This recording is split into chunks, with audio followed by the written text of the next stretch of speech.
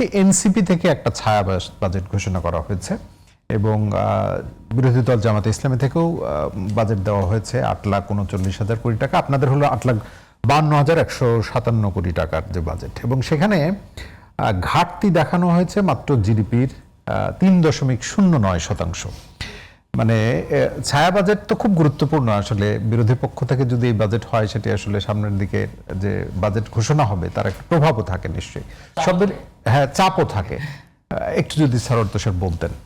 না, এটা হলো যে এখন আমরা বাংলাদেশে যে শুরুতে আপনি যেটা আলোচনা করছেন জনবান্ধব পলিটিক্যাল কালচার, এগুলোর ক্ষেত্রে আমরা আওয়ামী লীগ আমলে যে অবস্থায় ছিলাম যে সবাই একটা পয়েন্ট অফ নো রিটার্নে ছিল আওয়ামী লীগের সাথে। ফলে কিসের ছায়া বাজেট কিসের কি, আগে আওয়ামী লীগ যেহেতু তার লেজিটিমেসি নাই, লিগ্যালিটি নাই, আগে তাকে যেতে হবে, তারপর বাকি আলোচনা। এখন তো সেই পরিস্থিতি না। আমাদের সরকারের সাথে অনেক ইস্যু আছে, সরকারের সাথে অনেক সমালোচনা, অনেক ডিবেট থাকবে, কিন্তু দেশ এগিয়ে যাক এটা সবাই চায়, সরকার চায়, আমরা সবাই চাই। সে কারণে আমরা হচ্ছে এই ছায়া বাজেট, যেটা বেগম খালেদা জিয়া একবার দিয়েছিলেন সম্ভবত 2013 সালে 13 বা 12 এরকম সময়, সেটা খুব বিস্তারিত বাজেট ছিল না, একটা শর্ট ডকুমেন্ট, বাট ওই চর্চাটা বাংলাদেশে তিনি শুরু করেছিলেন। এখন আমরা একটা পলিটিক্যাল পার্টি হিসেবে আমাদেরকে তো এটা শো করতে হবে যে আমরা রাষ্ট্র পরিচালনা করতে কেপেবল। এটা তো আপনি বাজেটের মধ্যে বুঝবেন যখন আমি দেখাবো যে আমার 100 টাকার এইভাবে খরচ হবে।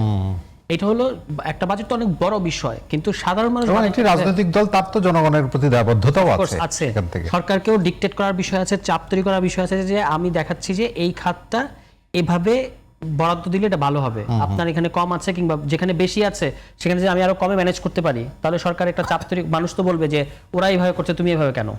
মানে সরকারের জন্য কিন্তু এটা একটা কম্পারিজন হয়, যখন বিরোধী দলগুলো একটা বাজেট দেয় তখন সরকারের সাথে যারা বিশেষত শিক্ষিত প্রজন্ম কিংবা সরকারি আমলা, মিডিয়ায় যারা আছে কিংবা যারা বিশেষজ্ঞ বিভিন্ন বিষয় অর্থনীতিবিদ, তাদের জন্য কিন্তু একটা কম্পারেটিভ তুলনা করার সুযোগ তৈরি হয়, এবং হুইচ ইজ ভেরি গুড, খুবই গুরুত্বপূর্ণ।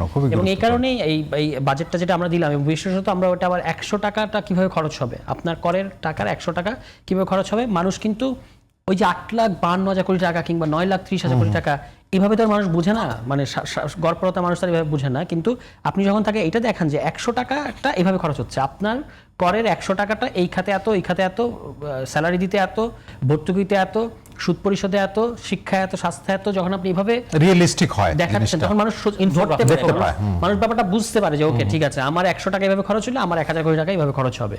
এটা আমি মনে করি গুড প্র্যাকটিস। এবং এখন যে বাস্তবতায় এসে সরকারকে বাজেট ঘোষণা করতে হচ্ছে, এটা বাংলাদেশের ইকোনমির জন্য কিন্তু একটা খুব কঠিন একটা সময় যাচ্ছে, এবং আমাদেরকে সরকারের লোনের জন্য হন্যে হয়ে আছে, মানে লোন তাকে সে IMF এর কাছ থেকে লোন পায় নাই, আগের যেটা লোন কর্মসূচি ওটা পোস্টপোন করা হয়েছে, নতুন করে তাকে লোন কর্মসূচি যেতে হবে, সেটা সে পরে পাবে।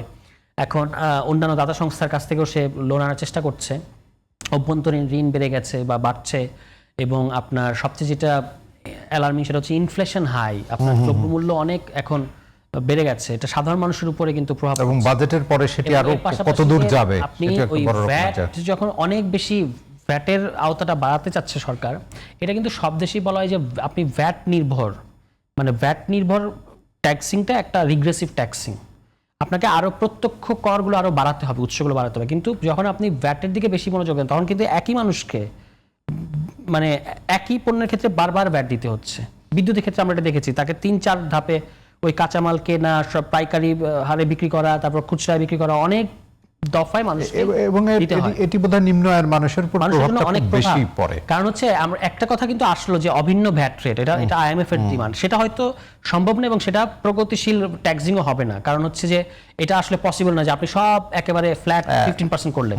কিন্তু এটা ছাড়া কিন্তু অন্য একটা বিষয় আছে, যে কোনো একটা পার্টিকুলার পণ্যে ভ্যাট কিন্তু সবাইকে সমানই দিতে হচ্ছে। সেখানে আপনার ইকোনমিক স্ট্যাটাস কি আর আমার ইকোনমিক স্ট্যাটাস কি বা ওনার ইকোনমিক স্ট্যাটাস কি, এটা কিন্তু বিবেচ্য হচ্ছে না।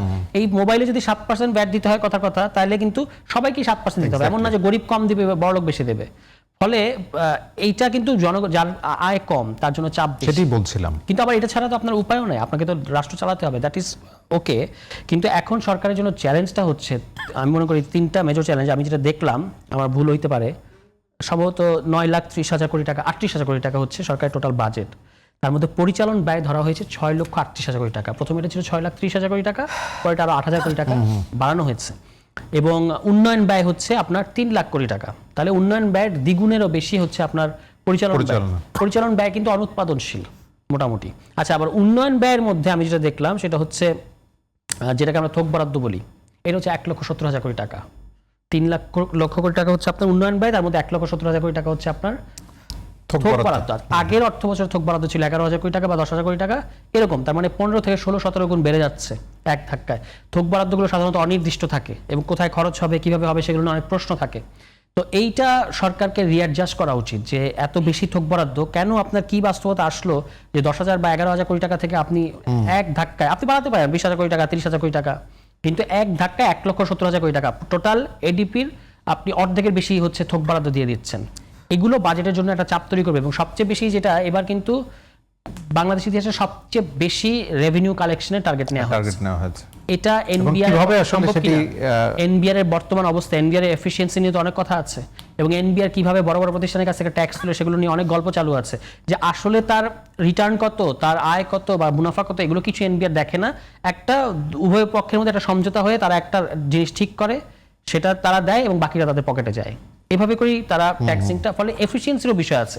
6,95,000 কোটি টাকা বা 7 লক্ষ কোটি টাকা আপনি তুলতে চাচ্ছেন, এটা কি পসিবল কিনা। ফলে এই সব মিলিয়ে সরকারের জন্য কিন্তু একটা ভীষণ চাপ, মানে এই অর্থ এবং তাকে কিন্তু কর্মসংস্থান তৈরি করতে হবে, বিনিয়োগ মানে ইয়ে করতে হবে, এই জিনিসগুলো তাকে সাকসেসফুলি করতে হবে। ধরেন এই যে অর্থ বছরটা আসছে, বাই দেন যখন অর্থ বছরটা শেষ হবে তখন সরকারের মোটামুটি 1.5 বছর হয়ে যাবে। সরকারের কিন্তু কমিটমেন্ট ছিল 1.5 বছরে 1 কোটি কর্মসংস্থান। সেটিও নিশ্চয়ই মানুষ নট আ দেখতে ম্যাটার অফ চাইবে। জোক, একদমই 1 কোটি কর্মসংস্থান তৈরি করা, তাহলে সেটা রোড ম্যাপটা কি সেটা ওই বাজেটে পরিষ্কার হইতে হবে। আমরা বুঝি যে সরকার 1 কোটি বললে আপনি যদি 50 লাখ তৈরি করতে পারেন অন্তত, তাহলে এটা কিন্তু তবুও বলা যাবে যে হ্যাঁ গভর্নমেন্ট ট্রাই করেছে, রিমার্কেবল। গভর্নমেন্ট ট্রাই করেছে, পুরোটা সে পারে নাই, তাকে আরো সময় দেওয়া উচিত। কিন্তু একটা শৃঙ্খলায় তো আনতে হবে। কিন্তু যদি আপনি ওই যে যেটা আগের কথাটা আসলো যে ব্যাংকিং খাতে পলিটিসাইজ হচ্ছে, সরকার যদি ডিপলিটিসাইজ করতে চায় আমাদের কোনো সমস্যা নাই, কিন্তু প্রবলেম হচ্ছে যে আপনাকে তো রেফারি হইতে হবে। আপনি নিজেই যখন খেলোয়াড়, আপনি নিজে যদি খেলোয়াড় হন, রেফারি তো গোল দিতে পারে না। এখন রেফারি যদি গোল দিয়ে দিতে চেষ্টা করে তখন কিন্তু আপনি আরেক পক্ষকে বলবেন যে তারা রাজনীতি করার চেষ্টা করছে অর্থনৈতিক খাত নিয়ে, ব্যাংকিং খাত নিয়ে, তখন সেটা মানে যৌক্তিক হবে না। আপনি গভর্নমেন্ট হিসেবে, আপনি একটা পলিটিক্যাল পার্টি আর গভর্নমেন্ট, এটাকে আগে আলাদা করেন। আপনি গভর্নমেন্ট হিসেবে আপনি হচ্ছেন একজন রেফারি, আপনি নিজে খেলোয়াড় হইতে পারেন না, এবং খেলোয়াড় হয়ে এই যে কাণ্ডটাগুলো ঘটাচ্ছেন এগুলো কিন্তু তাদের যেটা লক্ষ্য বা যেটা কমিটমেন্ট সেই দিকে নিয়ে যাচ্ছে সেরকম মনে হচ্ছে না।